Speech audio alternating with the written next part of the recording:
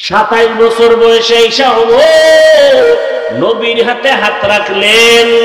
কয় বছর? এর 27 বছরের যুবক, তোমারও 27 বছর হয়ে গেল, তুমি মসজিদ চিনো না, মা বাবার সাথে ভালো ব্যবহার করো না।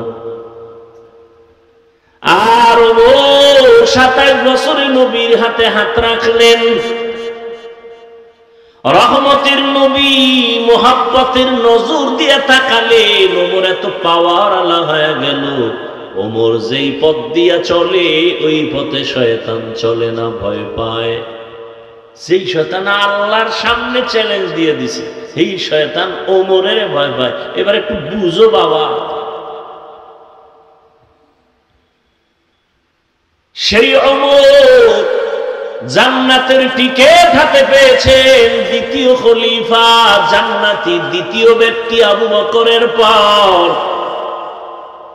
রহমতের নবী বলেন, আকাশের দিকে তাকাইয়া দেখো কত পরিমাণ তারকা আছে, কয় হাজার। বলে এটা সীমাহীন, গণনা করা যায় না। নবী বলেন, আমার ওমরের আমল সীমাহীন তারকার মতো গণনা করা যায় না। সেই ওমরের সাথেও দুশ্মনী কিছু কিছু আল্লাহর বান্দাদের বর্তমান। দুশ্মনী কেন? 20 রাকাত তারাবির আইন কইরেন ওমর জামাত শুরু করছে, আমরা ওমরের মানি না। কারে মানো? মোহাম্মদ নবীরে মানি। কেউ যদি বলে হাফিজ ভাই আপনারে মহব্বত করি, আপনার ছেলেরে মহব্বত করি না, আপনার দাওয়াত ছেলে আসলে দস্তারখানে জায়গা নাই, থাকবে মহব্বত? এটা কি আসলে মহব্বত? না, ডাল মে কুছ কালা है। ওমরের মানে না, মোহাম্মদের মানে। আমগো গ্রামে কয় অতি ভক্ত চোর, অতি বেয়াদব ডাকাত। অতি ভক্ত, অতি বেয়াদব ডাকাত। ওমরে ফারুক রাদিয়াল্লাহু তাআলা আনহু কেমন মায়ার নবীর আদর্শের পাগল। কোথাও দাওয়াত দিয়েছে, খানা খাইতে বসছেন, একটা সুন্নতের উল্টা কিছু দেখতে পারতেন না ওমর। এত মজবুত ওমর। রোম সম্রাটের পক্ষ থেকে অর্ডার, ওমরের খেলাফত, ওমরের খেলাফত সহ্য করা যায় না। ওমরের এত নাম, এত দাম, এত দাপট। আসলে ওমরের বডিগার্ড কয়জন আছে?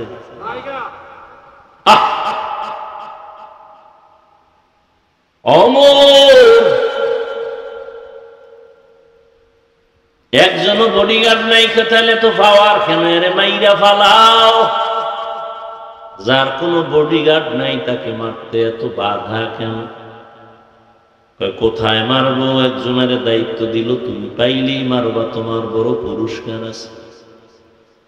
ওমর একা কোথায় থাকে খবর পাইলেন, একটা চেটিয়াল ময়দানে ওমর একা, কেউ নাই, ঘুমায়, হাতের বালিশ বানাইয়া ঘুমায়। রহমতের নবীর আদর্শের ওমর হাতের বালিশ বানায় ঘুমায়, পুরা রাষ্ট্রের অধিনায়ক। দুশ্মন খবর পাইয়া তরবারিটা নিয়ে খুশি মনে দৌড়ায়। এই সুযোগ হাতছাড়া করা যায় না। তরবারি নিয়ে ওমরের দিকে আগায়, দেখে শুয়ে আছে, 2 কদম সামনে দেয়, আবার ভয় পেছনে যায়, আবার আগায় যাইতে যাইতে যাইতে যাইতে দীর্ঘ টাইম কিনারায় যাবে যাবে ভাব। হঠাৎ করে দেখে ওমর একা ঘুমায় না, জঙ্গলের একটা বাঘ ওমরের পাহারা দেয়। বিশ্বাস করার মতো মানে অবিশ্বাস করার মতো বেঈমানও এই জমিনে এখনো আছে, বিশ্বাস করতে চায় না। কেতনা বড় বেঈমান! বিশ্বাস করতে চায় না। যেই ওমরের মতের উপরে আল্লাহ নিজে একমত হইয়া ডাইরেক্ট কোরআনে আয়াত নাজিল করে নবীকে বললেন, নবী আমি ওমরের মতে একমত, আপনিও ওমরের মতে একমত হইয়া যান। নবী কি কয় জানেন? লাউ কানা বাদি নবিয়্যুন লাকানা উমর, আল্লাহ যদি আমার পরে নতুন আর একজন নবী বানাইতেন, ওমর হতো আমার পরের নবী।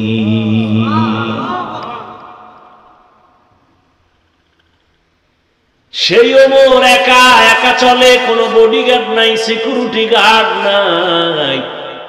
দুশ্মন গিয়া দেখে ওমর একা ঘুমায় না, পাহারাদার আছেন।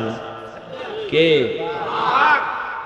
দেখে উঠাছে, তরবারিটা হাত থেকে হইয়া গেছে, বাঘ দেখা ভয়ে ওমর চেতন হয়ে গেলেন। নজর করে দেখে অচেনা একজন মানুষ তরবারি নিচে পড়ছে। কয় ভয় পাইও না, কে তুমি, কোথার থেকে আসছো? কই আলাপ,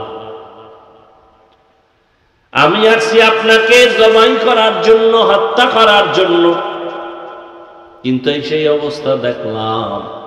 বলে আমি একা চলি না, আমাদের আপন একজন আল্লাহ। রহমতের নবীর আদর্শের কারণে ওমরের দাম জান্নাতের ওপেন টিকেট চলে আসলো। কিন্তু সেই ওমর রমজানের ঈদের দিন সবাই আনন্দ করে, ওমর দরজায় তালা লাগায় কান্না করে। সাহাবী আবু হুরায়রা রাদিয়াল্লাহু তাআলা আনহু বলেন, খলিফাতুল মুসলিমিন ঈদের আনন্দ বাদ দিয়ে কেন দরজা লাগায় আপনি কান্না করেন? ওমর বলে, রমজান চলে গেল, তারাবি পড়লাম, কবুল হলো কিনা চিন্তা, জাহান্নামের আগুন থেকে নাজাত পেলাম কিনা চিন্তা। যেই ওমরের আমলের ব্যাপারে নবী বলেন, আকাশের তারকা যেমন কোন সংখ্যা নাই, ওমরের আমলের সংখ্যা নাই। সেই ওমর ঈদের দিন কান্না করেন, আনন্দ করে না, জাহান্নামের আযাবের ভয়। পাল্টা প্রশ্ন করলেন আবু হুরায়রা, ও খলিফাতুল মুসলিমিন, আপনি তো জান্নাতি সাহাবীদের মধ্যে দ্বিতীয় কাতারে আছেন, আবু বকরের পরে। ওমর কয়, রে ভাই আবু হুরায়রা, যে আল্লাহ জান্নাতের টিকিট দিছেন, আমার কোনো আমলে যদি আল্লাহ আবার বেজার হয়ে যায়, টিকিট ক্যান্সেল করে দিবে।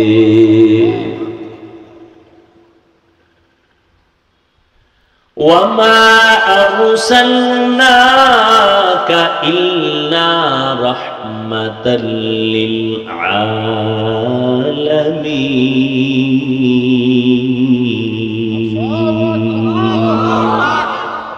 إِمَامُ الْأَوَّلِينَ الْآخِرِينَ بَهْرِ صَدْقَةٍ رَحْمَةً لِلْعَالَمِينَ سَيِّدُ الْكَوْنَيْنِ خَاتِمُ الْمُرْسَلِينَ آخِرَ مَعْبُودِ فَخْرُ الْأَوَّلِينَ।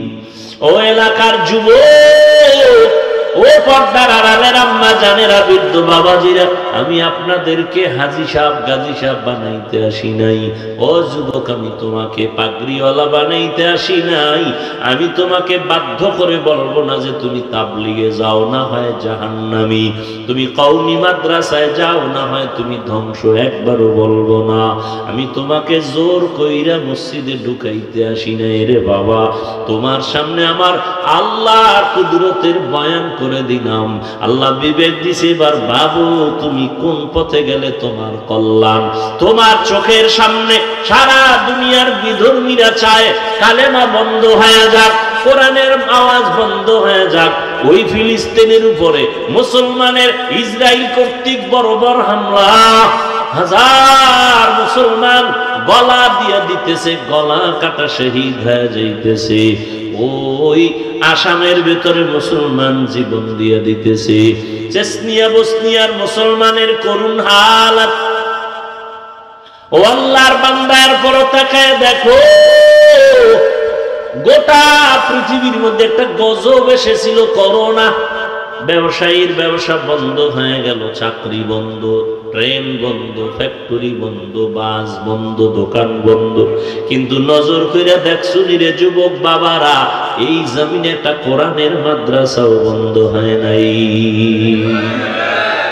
আর কেমনে বুঝাইলে বুঝবা? আসলে বুঝাইলে বুঝবে এটা ব্যাপার না, কারণ আমি হাফিজুর রহমান কেন, আমার স্বয়ং নবীও বুঝাইয়া আবু জাহিলকে লাইনে আনতে পারে নাই। আবু জাহিল এত বড় বেঈমানের বাচ্চা, বেঈমান, হাতের মুষ্টির মধ্যে পাথর নিয়ে কয়, ও ভাতিজা মোহাম্মদ কি আছে বলতে পারবানি? নবী কয়, বললে লাভ কি? কয়, কালেমা পড়ব। নবী কয়, আমি বলতে পারি না, কারণ আমি গাইবের মালিক না। নবী কয়, ওই আমার চাচা আবু জাহেলের হাতে কি আছে, তোর একটু নিজেরা আওয়াজ দে। নবী বলতে দেরি হয়, পাথরগুলো কালেমার আওয়াজ দিতে দেরি করে না। ওই বেঈমান নিকৃষ্ট নিকৃষ্ট দাজ্জাল পাথরগুলো মাটির মধ্যে ফালায় কয়, মোহাম্মদ তুমি বড় জাদুকর, আমি বুঝাইলেই তুমি টুপিওয়ালা হবা না। নবীজির বুঝানোর মধ্যে কোনো ভেজাল নাই, নবীর চরিত্রে কোনো ভেজাল নাই, নবীর জবানের মধ্যে কোনো নাপাক নাই। সেই নবীর 13 বছরের বয়ানে আবু জাহাল বুঝে না, কালেমা পড়ে না। আর আমার বয়ানেই যে তুমি কালেমাওয়ালা হবা, তওবা করবা, নামাজ পড়বা, চিন্তাও করা যায় না। তবে বলার দায়িত্ব আমার, মানবা কিনা সেই দায়িত্ব তোমার। ও আল্লাহর বান্দারা, তুমি ডানে বামে দৌড়াও, টাকা কামাই করো, ডানে বামে কই আমরা হালাল ভাবে চলি, আল্লাহর ভয় নিয়ে চলি। কই একজন হুজুর তো করোনায় না খাইয়া মরে নাই, মরছে? একজন হুজুরের সম্মান কমছে? তোমার চোখের সামনে হুজুর বাদ দাও, হুজুর বাদ দাও, তোমার লাইনে যাও। তুমি স্কুলে পড়ো, কলেজে পড়ো, চাকরি করো, ব্যবসা করো, তোমার লাইনে দেখো। জীবনে কোনোদিন মাদ্রাসায় পড়ে নাই, কিন্তু তোমার লাইনে থাইকা স্কুলে পড়ে, কলেজে পড়ে, চাকরি করে, ব্যবসা করে, RAB, army, police, BDR, professor, doctor, engineer, MP, মন্ত্রী, চেয়ারম্যান, মেম্বার, 5 বেলার নামাজ পড়ে, সম্মানের সাথে আছে। মিথ্যা না সত্য? তুমি কেন পারো না রে বাবা? তোমার মতো যুবক রাস্তায় গাড়ি চালায়, সময় মতো নামাজ পড়ে, তুমি কেন পারো না? তোমার মতো যুবক কৃষি কাজ করে, ময়দানে নামাজ পড়ে, ঠিক নেই, বলো তুমি কেন পারো না? তোমার মতো সন্তান কলেজে পড়ে, 5 বেলার নামাজ পড়ে, সত্য, বলো তুমি কেন পারো না? তোমার মতো যুবক চাকরি করে, ব্যবসা করে, শ্রমিকের কাজ করে, 5 ওয়াক্ত নামাজ পড়ে আসেনি, বলো তুমি কেন পারো না? তোমার কপাল বুঝি মন্দ, মা বাবার বরদোয়া লাগছে কপালে, গুনার কারণে আমার আল্লাহ বেজার হয়ে গেছে।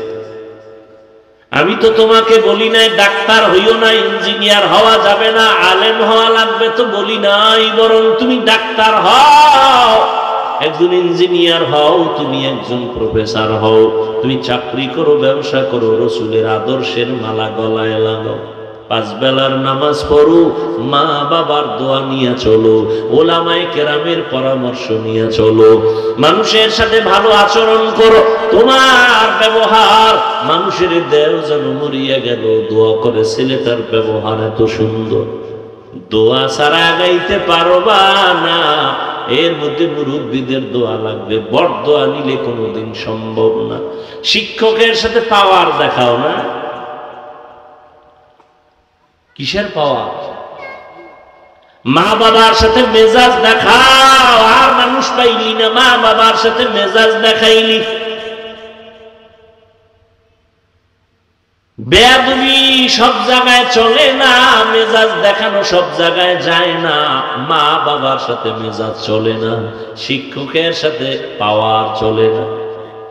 পাওয়ার দেখাবি, মরার আগে বিছানায় পঙ্গু হয়ে থাকবি। আর আল্লাহর কাছে মাপ চাইলেও তোর ক্ষমা নাই, বাইতুল্লাহ ধইরা লাব্বাইক বইলা কানলেও তোর ক্ষমা নাই। কারণ শিক্ষক যদি ক্ষমা না দেয় আল্লাহও দিবেন না, মা বাবা ক্ষমা না দিলে আল্লাহও দিবেন না, কারণ এটা বান্দার হক। এখনো সময় আছে, তওবা করো, মনেরে বুঝাও। তোমার মতো যুবক যদি স্কুল কলেজে পড়িয়া নামাজ পড়ে, মা বাবার দোয়া নিয়ে চলে, তুমি কেন পারো না? তোমার মতো যুবক যদি দিনের লাইনে আসতে পারে, জেনারেল লাইনে থাইকে তুমি কেন পারবা না? কই দিনের লাইনে চলার কারণে লেখাপড়া বন্ধ হয় নাই, ব্যবসায়ীর ব্যবসা বন্ধ হয় নাই, চাকরিজীবীর চাকরি যায় নাই। আসলে তোমার মনের দুর্বলতা, শয়তান তোমার উপরে গালেব হয়ে গেছে। রহমতের নবীর আদর্শের মালা গলায় লাগাও। ১৫০০ বছর আগে নবী চ্যালেঞ্জ দিয়ে গেছেন, যারা আমার আদর্শ ধরে রাখবা তাদের সম্মান কখনো নষ্ট হবে না। এরে নবীরা শেখ উম্মতের দল, রহমতের নবী আছেন, যুবকদের সুসংবাদ দিয়ে গেছেন। যুবকেরা নবীর উপকার করেছে, বুড়ারা নবীর বিরোধিতা করেছে। ও যুবক, আজ তোমার দ্বারা নবীর উপকার হবে, সুন্নতের আমল হবে, তোমার দ্বারা কেন সুন্নত জবাই হয়?